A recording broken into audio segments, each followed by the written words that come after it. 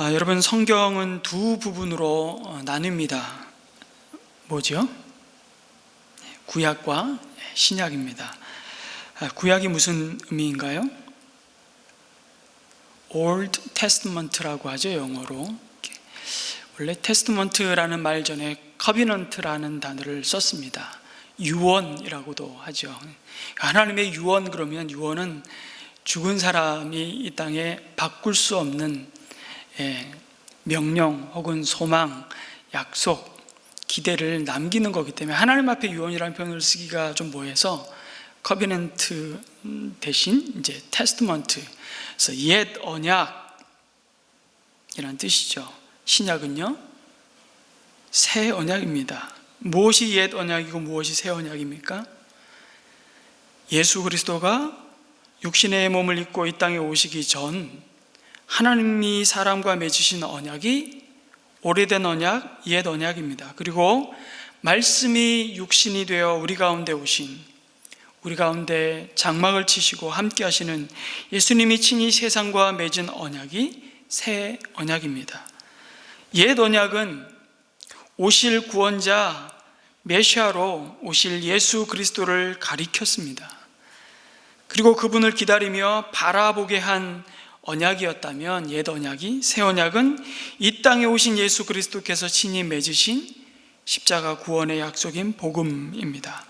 그래서 구약에 나타나는 하나님과 사람 사이에 맺은 모든 언약은 예수 그리스도를 비추고 있습니다.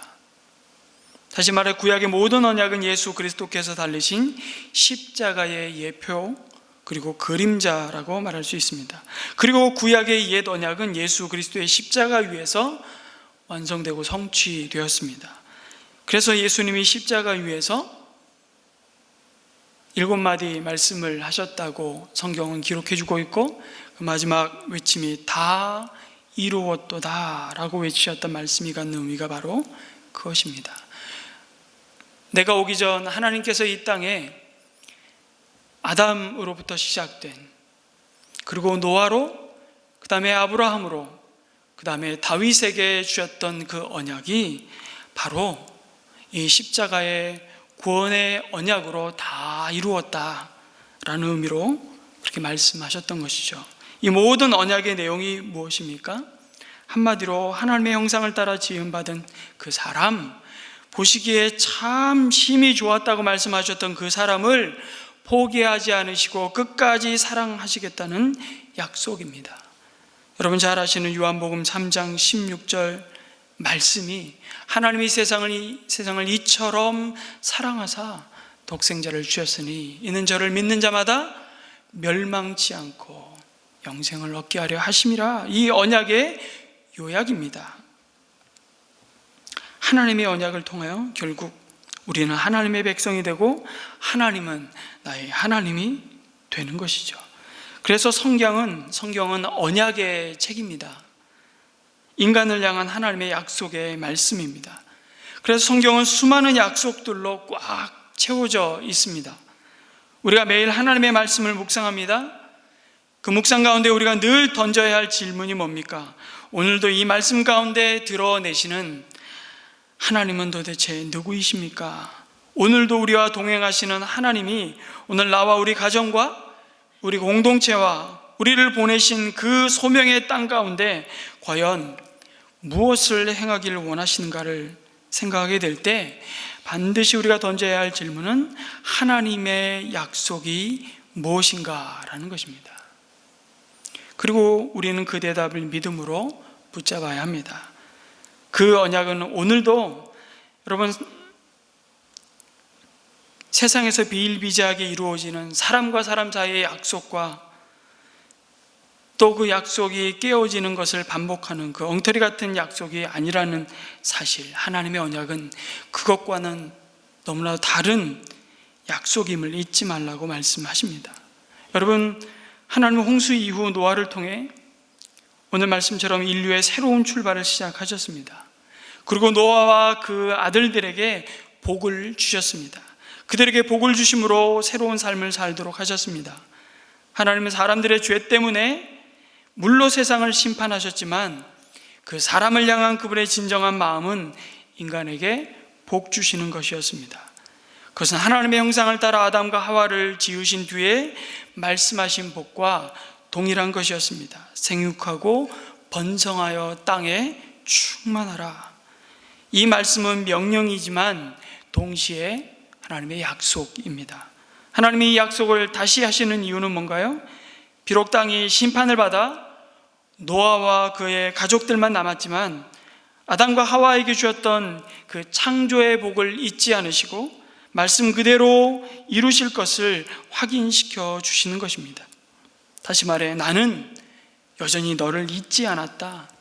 내 약속은 신실하고 변함이 없다.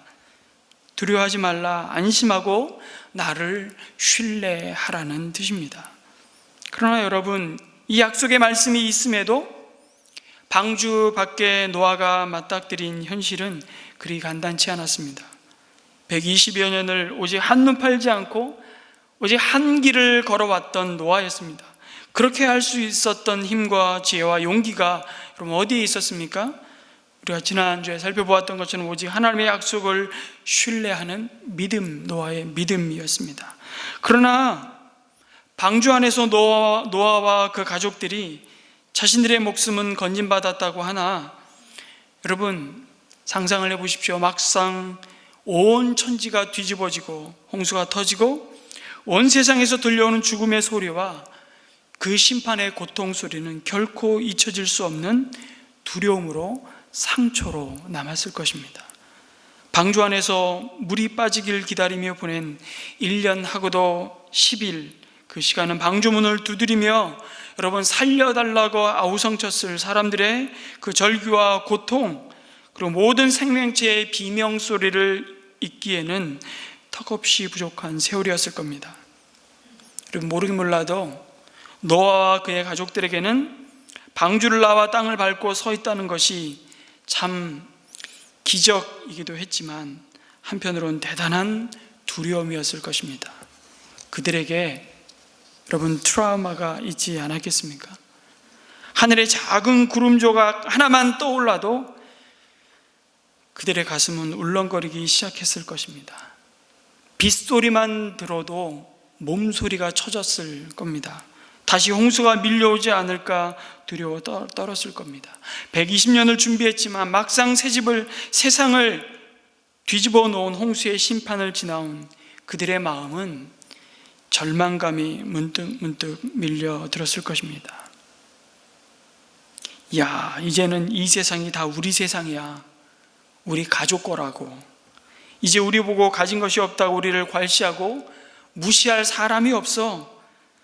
그렇게 방주밖에 모른다고 조롱하면서 미친 사람 취급했던 그 고약한 사람들이 내 눈에서 다 사라지고 없으니 노아와 그 가족들이 그랬을까요? 이제 살만한 세상이로구나 하고 쾌재를 불렀을까요? 천만의 말씀입니다. 그들의 마음을 사로잡은 것은 두려움이었습니다. 왜 그랬을까요? 그 두려움의 실체가 뭐였을까요?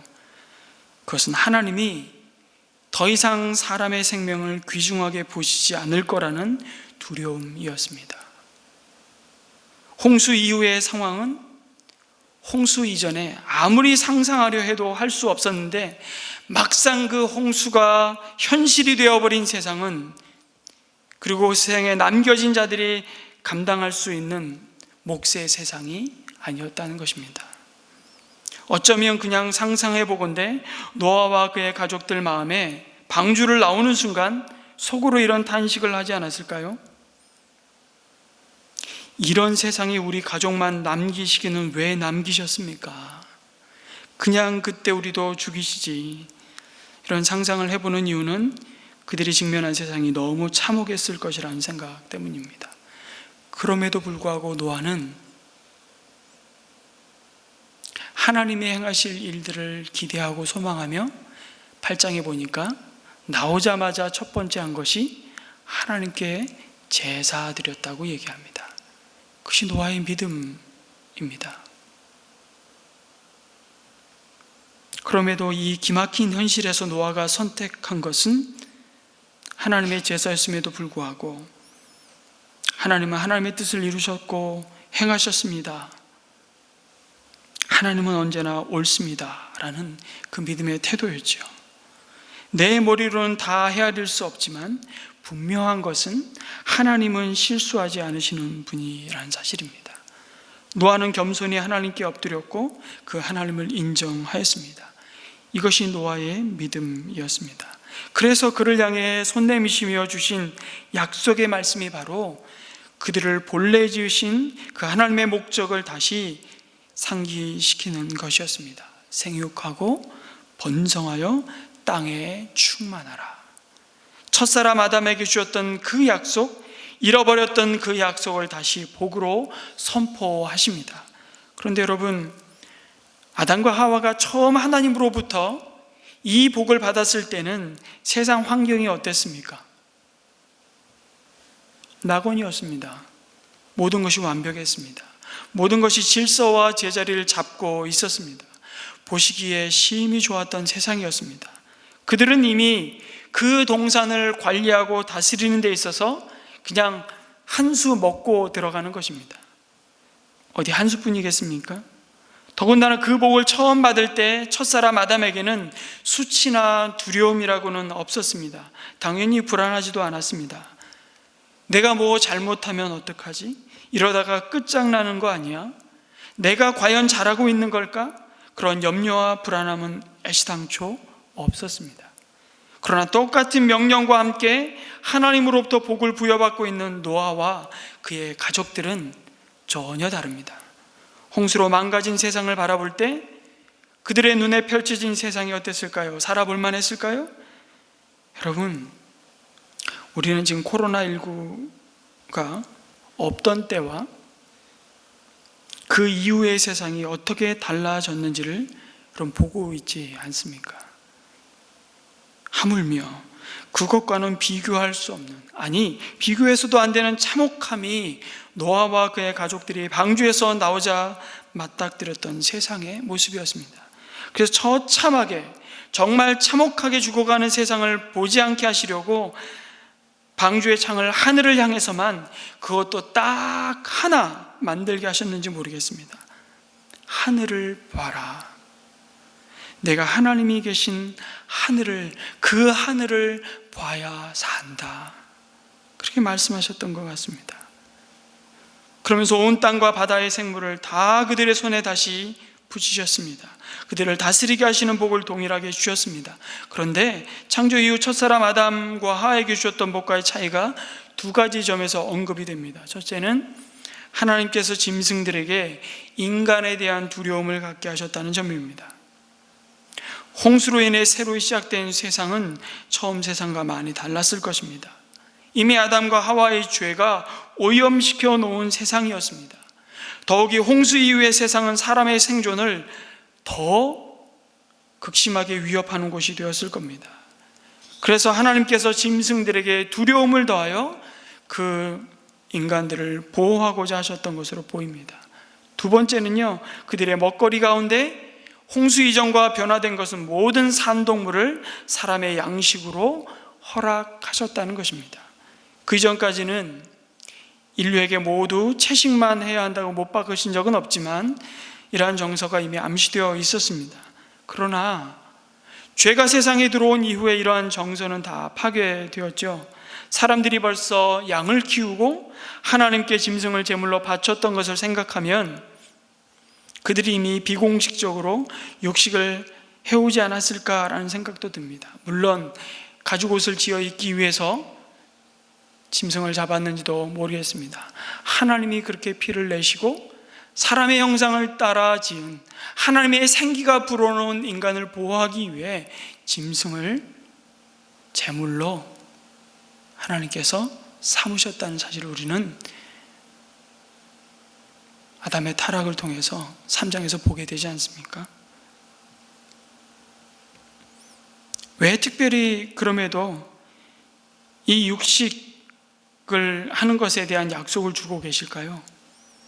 정확한 이유를 오늘 본문 말씀에서 밝혀주지는 않습니다. 추측하건대 홍수 이후에 엄청난 환경의 변화가 찾아올 것을 내다보시면서 그들이 이 땅 위에서 생존하기 위해 필요한 그 영양분의 공급을 위해 양식 또한 변화가 필요하다는 것을 하나님이 아셨기 때문이지 않을까 싶습니다.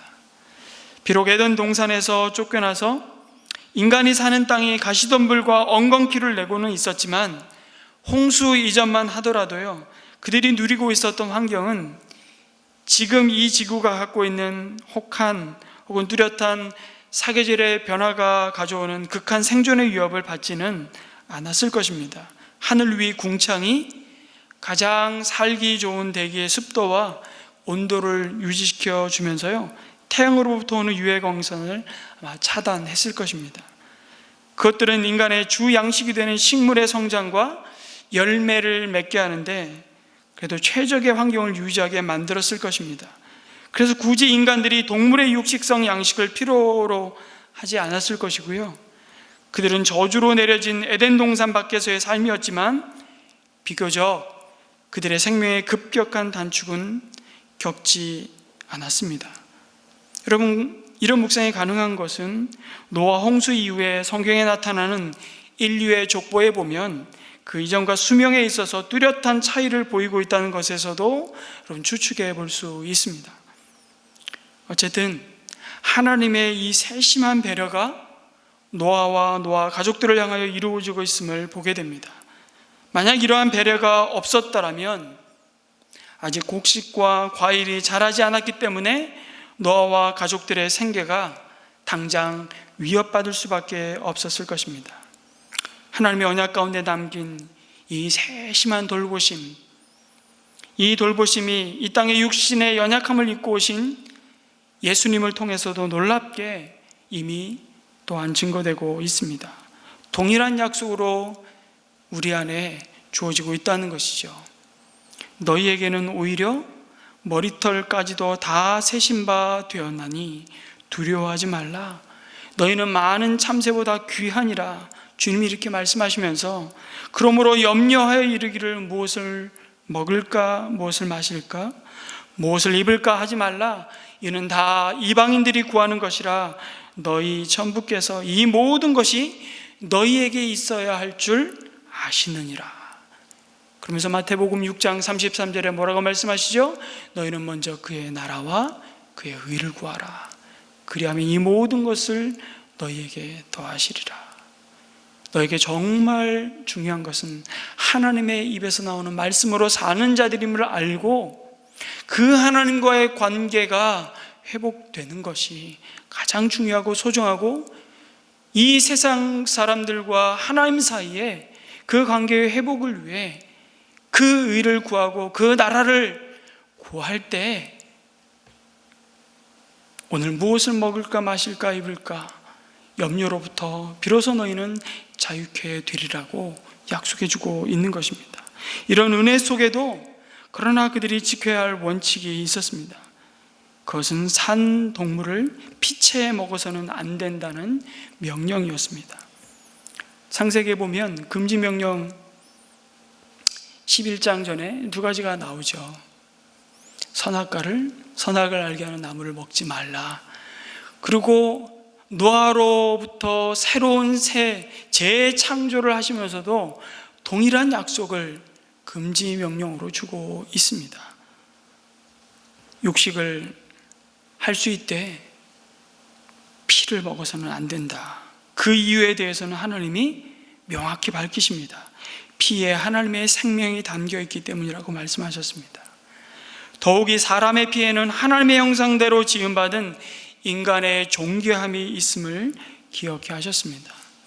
피 자체가 피를 담고 있는 육체와 살보다 더 거룩하기 때문이 아니었습니다. 그 피로 말미암아 인간이 생명이 있음을 알기에 그 피를 사람이 취하는 것은 그 생명을 하나님이 아닌 인간이 자기 멋대로 취할 수 있다는 생각을 아마 초래하게 될 것을 하나님은 잘 아셨던 것 같습니다. 그러면 그 사람의 생사 여탈권이 하나님이 아닌 사람의 손에 달려있다고 생각하게 될 것이고, 그것은 또 다른 타락의 길을 열게 될 것을 염려하셨습니다. 그리고 하나님은 온 세상, 그 중에서도 살아있는 것에 대한 궁극적인 주인임을 거부하게 되는 그 결과를 그 타락을 초래할 것을 뻔히 바라보셨기 때문에 피채 먹지 말라. 그래서 하나님은 노아로부터 시작된 새 인류에게 그들의 음식을 통해 생명이 여전히 주께 속해 있음을 잊지 않도록 명령하셨습니다. 마치 이것은 아까도 말씀드린 대로 에덴 동산 중앙에 놓여진 선악과를 연상시키는 명령 같습니다.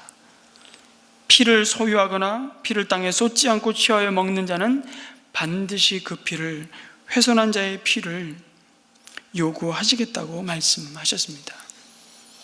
또한 이것은 육신을 통해 짐승을 죽여야만 하는 그들이 절제하지 못하고 더 많은 살육과 탐욕으로 말미암아 또다시 무너질 그 창조의 질서를 지키기 위한 명령이었는지도 모르겠습니다. 하나님은 무지개 언약에 앞서서 어쩌면 피언약이라고 불러야 할 명령을 주심으로 생명의 존엄성을, 그 가운데서도 하나님의 형상을 따라 지음받은 그 인간의 가치가 훼손되는 것이 곧 창조자인 나를 업신여기는 죄악임을 분명히 천명하셨습니다. 그래서 이 땅에 오신 예수님이 율법을 지킨다는 명목으로 안식일에 병 고치는 것을 정죄하면서 사람의 인권을 혈통과 빈부와 사람의 유전동으로 차별하는 그 바리새인의 죄악을 그토록 혹독하게 꾸짖으셨던 것입니다.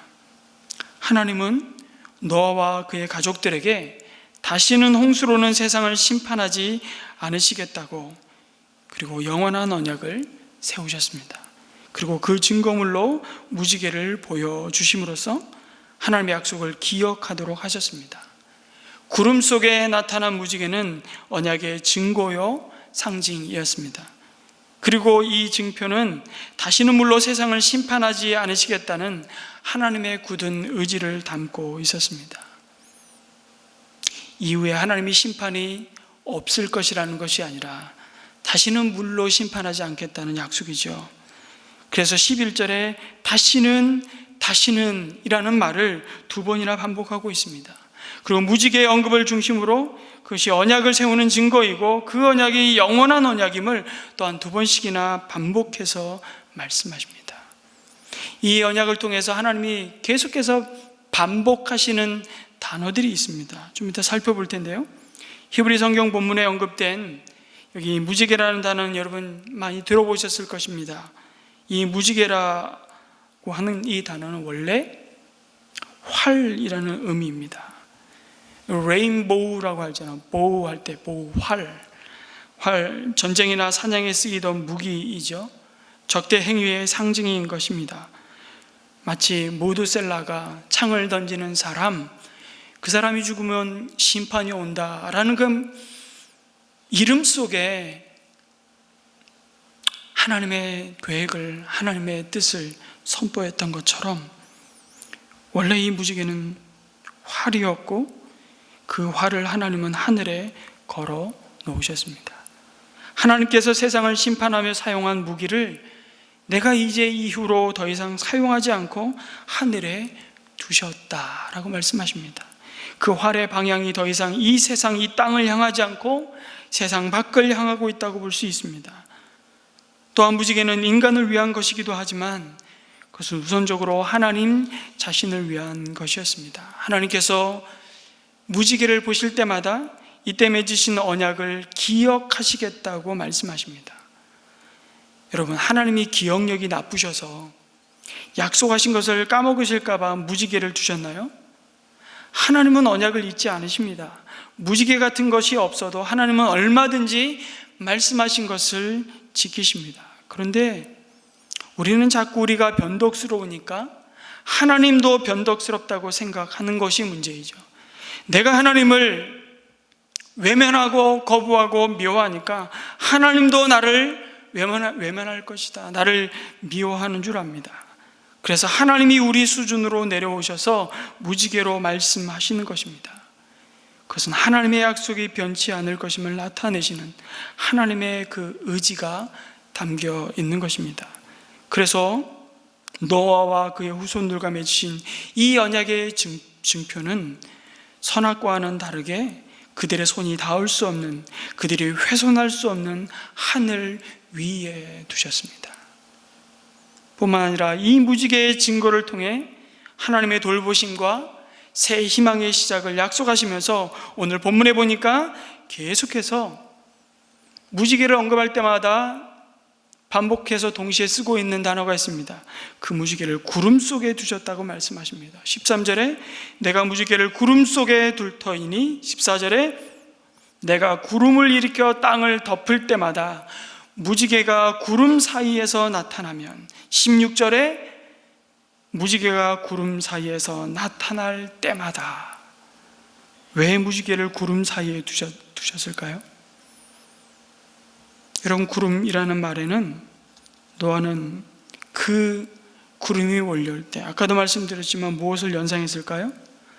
대홍수 직전에 먹구름이었을 것입니다. 노아는 짙은 먹구름이 온 땅을 휘덮을 때에 세상에 어떤 일이 일어났는지를 너무도 생생히 기억했을 것입니다. 하나님은 그 절망과 그 두려움의 기억까지도 하나님의 무지개로 지우시겠다고 약속하고 계셨던 것입니다. 여러분, 두려움이 뭔가요? 우리가 기억해야 할 것은 기억하지 않고 기억하지 말아야 할 것을 자꾸 떠올릴 때 생기는 것이 여러분 두려움입니다. 하나님은 내 무지개를 두어 다시는 홍수로 세상을 심판하지 않겠다고 약속하셨습니다. 그러나 사람은 그 하나님의 약속을 믿지를 못합니다. 그래서 바벨탑을 또다시 쌓으면서 사람들은 서로를 향해서 이렇게 외쳤습니다. 하늘 꼭대기까지 닿아서 우리 이름을 내고 온 지면에 우리가 흩어짐을 면하자. 두려움이 결국 하나님을 향한 불신으로 이어지고, 하나님을 향한 불신은 그들의 손에 쥐고 있는 그 알량한 힘과 지식과 소유를 더 움켜쥐고 의지하게 만듭니다. 그리고 마침내 하나님을 향해 불순종의 길을 걷게 됩니다. 여러분, 두려움은 결국 하나님의 약속을 신뢰하지 못하는 믿음 없음의 결과입니다. 그래서 하나님은 노아에게 무지개를 약속의 증표로 보여주시며 그것을 구름 속에 두시겠다고 하십니다. 무슨 얘기입니까? 그 구름을 보지 말고, 그 구름을 바라보며 절망하거나 두려워하지 말고 구름 속에 두신 무지개를 보라고 말씀하시는 것입니다. 그래서 어떤 성경신학자는 두려워하지 말라는 말이 성경에 365번 써 있다고, 그 숫자를 어떻게 셌는지는 모르겠지만 매일매일 사실은 우리는 우리의 삶 속에 자연스럽게 불안과 두려움 가운데 서 있는 자신의 모습을 보게 되고 직면합니다. 그럴 때마다 그 약속의 말씀을 붙들고 구름 속에 두신 그 환난 속에 하나님이 여전히 계시며 일하고 계시고 붙들고 계시는 그 하나님의 손을 바라보라고 말씀하시는 것이죠.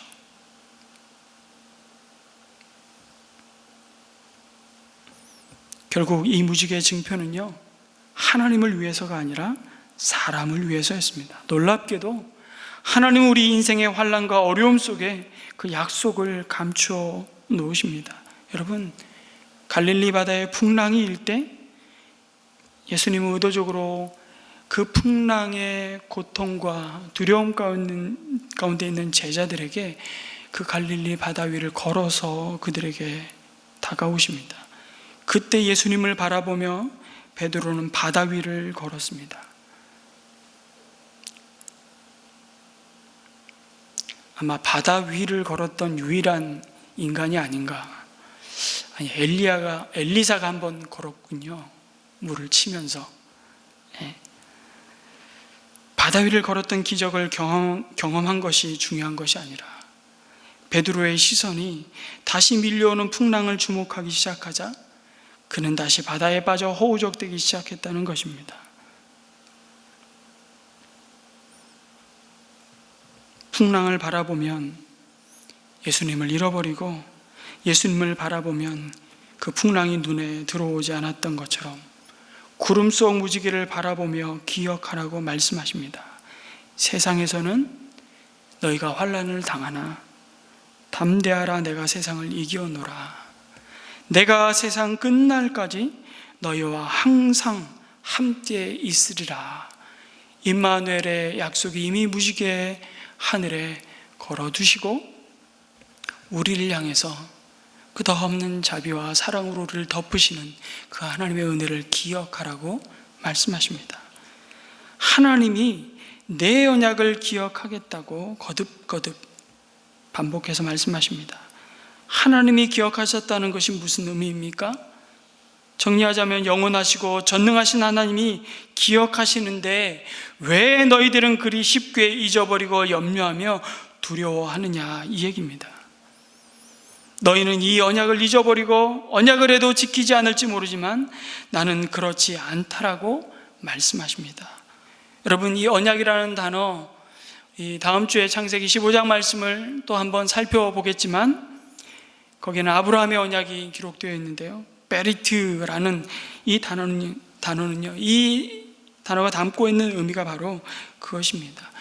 쪼갠 고기 사이로 지나가는데 두 언약의 당사자가 확인하는 것이 무엇입니까? 그 언약이 깨지는 순간 그 언약을 깨는 자가 그 재물이 쪼개진 고기 사이로 지나가는 것처럼 죽음으로써 그 언약 파기의 대가를 지불한다는 맹세입니다. 그런데 아브라함에게도 그랬지만 노아에게도 마찬가지입니다. 하나님이 혼자 지나가세요. 횃불로 아브라함에게는 쪼갠 고기 사이로 지나가시면서 언약을 맺으시죠. 노아와 언약을 맺으시면서 강조되고 있는 표현이 있습니다. 그래서 내가 언약을 세운다는 거예요. 내가 너희와 언약을 세울 것이니 내가 언약을 세우시는 분이 하나님 자신이라고 8번을 반복하십니다. 그럼 반복한다는 건 강조입니다. 잊지 말라는 거예요. 누가 언약을 지키시고 붙드시고 세우신다고요? 하나님 자신이요. 그래서 하나님이 맺으신 언약은 여러분 불평등 조약입니다. 무조건적이고 일방적인 언약입니다. 그래서 고통이 찾아왔습니까? 아니요. 그래서 그것이 은혜라는 사실입니다. 왜요? 인간은 어차피 그 언약을 지킬 능력이 없다는 것을 아셨기 때문입니다.